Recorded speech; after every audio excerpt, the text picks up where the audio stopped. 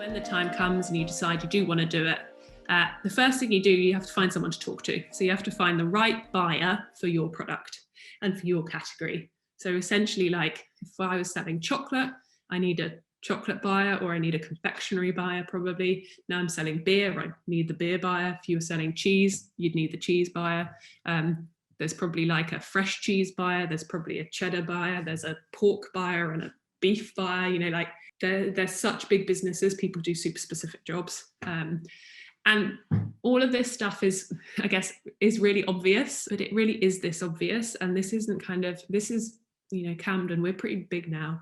We do all this stuff, we dig around people, we search around LinkedIn, you Google people, you just see what you can find out. So it's simple, but it also works. And it's also kind of the approach everyone takes, whatever size they are. So I guess basics like use LinkedIn, Google stuff like, Tesco milk buyer. Quite often that'll get you quite far. It might give you a name.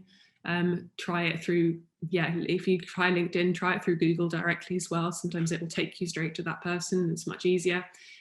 Ask anyone who might know anyone who works in that area, because often once you have a contact, it's quite a small world. So someone might just know someone.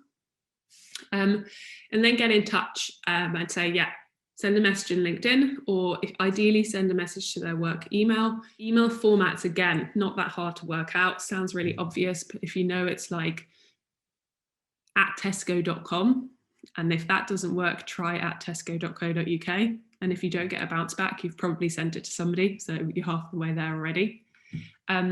Or call a switchboard. Sometimes if you just ring up like the Tesco generic number and say what you're looking for, they might put you in touch with someone else and give you an email address. At least you can try. So just reach out and don't be afraid of it. It's entirely the right thing to do and entirely the right way to be working.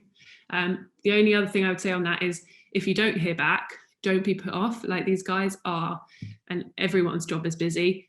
And buyers will tell you they're always the busiest in the world, but they do have a huge amount of people they're working with. They probably have like 200 suppliers that they're trying to keep happy. So if bringing in new stuff isn't at the top of their priority list that week, you're probably not going to hear back from them. So don't put off, don't take it personally, don't worry about it. Just get in touch relatively regularly, but always be polite. Don't be demanding, and I guess keep your contact really simple and really short, because they will not read a long email. The other thing I definitely recommend is sending people stuff. Everyone likes free stuff. Your buyers will get loads of it, but they will still love it. And the more beautiful and interesting and fun it is, the more likely they are to get back in touch with you or get excited about it. And again, just because you haven't heard back doesn't mean they haven't tried it and haven't loved it and are waiting for kind of the right time to get in touch with you. Send them something. If you not sure where to send it, like again, Google the name, like the Asda head office, it's called Asda House.